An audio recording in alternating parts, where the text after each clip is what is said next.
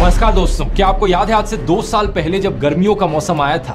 ভারতীয় ইউটিউবার ধ্রুব রাঠি ইউটিউবে জনপ্রিয়তায় প্রধানমন্ত্রী নরেন্দ্র মোদীর পরেই তার অবস্থান।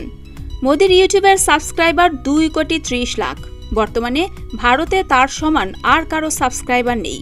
মোদীর পরেই রয়েছেন 29 বছরের তরুণ ধ্রুব রাঠি।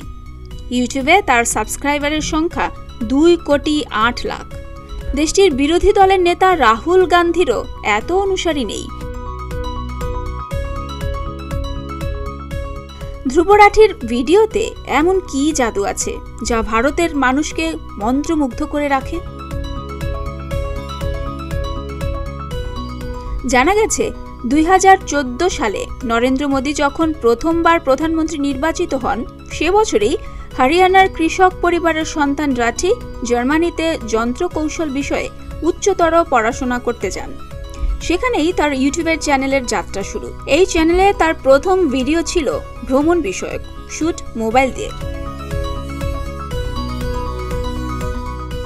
দুর্নীতি বিরোধী স্লোগান দিয়ে ক্ষমতায় আসা ভারতীয় জনতা পার্টিকে শুরুর দিকে পছন্দই করতেন রাঠি, ছিলেন মোদীর সমর্থকও।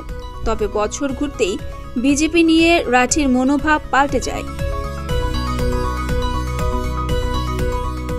ওই বছর দিল্লির শাসক দল আম আদমি পার্টি দুর্নীতি বিরোধী একটি হেল্পলাইন চালু করে। তবে কেন্দ্রীয় ক্ষমতায় থাকা মোদী সরকার হেল্পলাইনটি নিয়ন্ত্রণে উঠে পড়ে লাগে। মূলত এ ঘটনাই রাঠির মতাদর্শ বদলে দেয়। ক্রমেই তিনি হয়ে ওঠেন বিজেপি বিরোধী।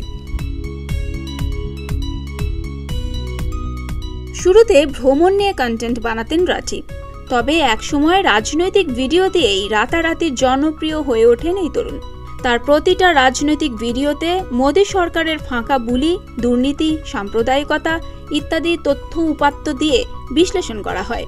সাথে থাকে ভুতুড়ে ব্যাকগ্রাউন্ড সাউন্ড, অ্যানিমেশন, গ্রাফিক্সের দুর্দান্ত উপস্থাপনা।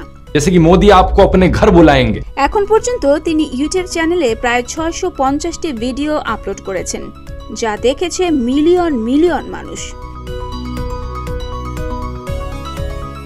রাঠির জন্মস্থান উত্তর ভারতের হরিয়ানা রাজ্যে। কৃষিভিত্তিক রাজ্যের ছেলে রাঠি তার ভিডিওতে সাদামাটা হিন্দিতে কথা বলেন। বিজেপির ঘাঁটি হিসেবে পরিচিত সারা উত্তর ভারতের প্রধান ভাষা হিন্দি। গ্রাম অধ্যুষিত এ অঞ্চলে রাঠির ভিডিওগুলো বেশ জনপ্রিয়।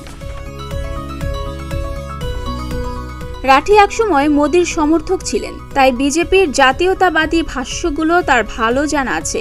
বিজেপির তীব্র সমালোচনায় এসব খুব যৌক্তিকভাবে ব্যবহার করেন তিনি। তবে একচোখা সমালোচনার পথে হাঁটেন না রাঠি। তথ্য উপাত্ত দেওয়ার ক্ষেত্রে সব সময় বস্তুনিষ্ঠতা বজায় রাখেন।